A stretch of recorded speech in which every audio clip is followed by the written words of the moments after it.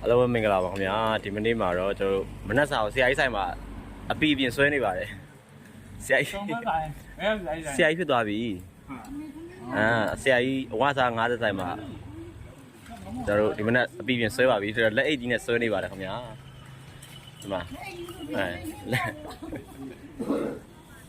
အတိုးပီပြင်ဆွဲနေပါပြီလက်အိတ်ကြီးနဲ့ဆွဲနေတာပါ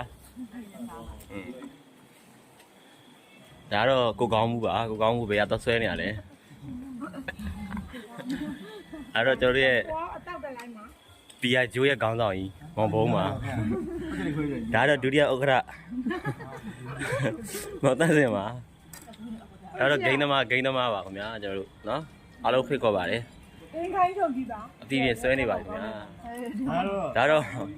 လမ်းဆောင်ကဂျမ်းပုံပါဘုန်းတော်ကိုရဲ့ဒါတော့ဘောလုံးအင်ကြီးနဲ့နော်အယိုးမဆွဲနေပါပြီလက်ကြီးနဲ့ဒါတော့ကျွန်တော်ရဲ့တက္ကသိုလ်မှာဆုံဖြစ်တဲ့အမကြီးပါဆွဲနေပါတယ်ကောင်းဖို့ပေါ့ပါနေခိုင်နေခိုင်လည်းတောက်တော့မရဘူး